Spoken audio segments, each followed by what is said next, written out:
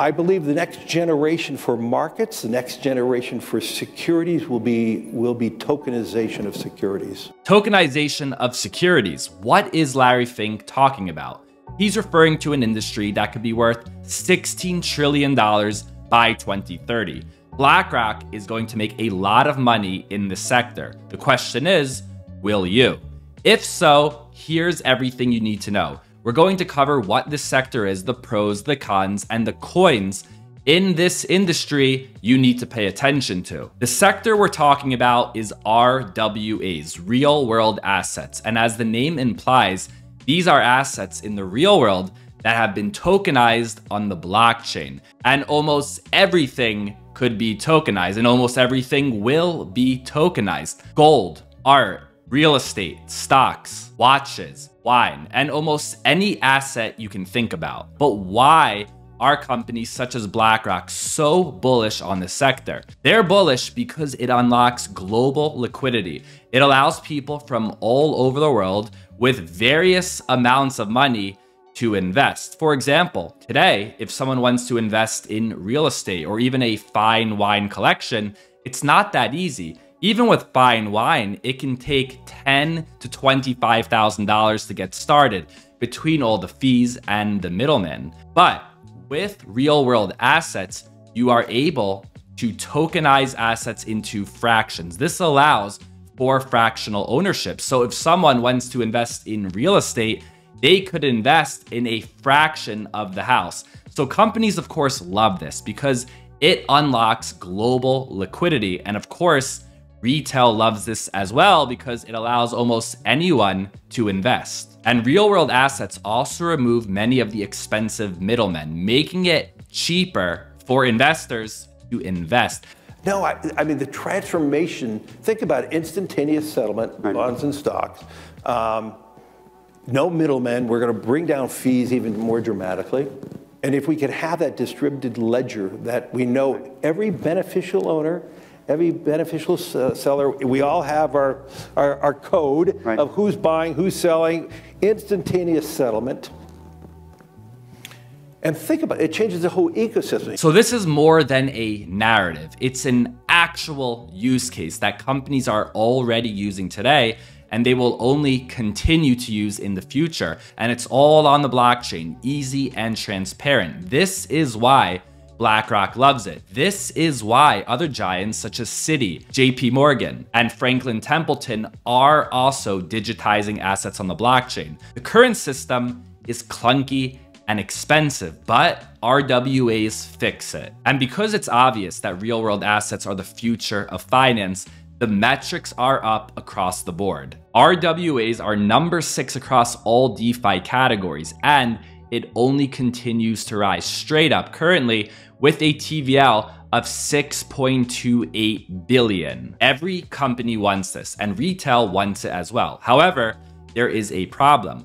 We are dealing with assets in the real world and assets in DeFi. How do we make them connect? For example, you have bonds, commodities, currencies in the real world being controlled by banks and financial institutions, and then you have to somehow get them over into DeFi and tokenize them. But there is a problem with communication. And this is where Chainlink comes in with their cross-chain interoperability protocol. This allows real-world assets controlled by banks and financial institutions to connect to DeFi, to public blockchains such as Ethereum, such as Avalanche, and even private blockchains such as Quorum. And because Chainlink plans to connect all of these assets, K33 Research has claimed that Chainlink's link is the safest bet to profit from RWA tokenization because they are a key piece of infrastructure to connect blockchains with the outside world. It is important to note that when this article came out, the price of Link was $7.30, and the analysts advised investors to wait for lower prices to go long, pointing to a long-term support level at around $5.70. Since then, Chainlink is on fire, currently at $11.29.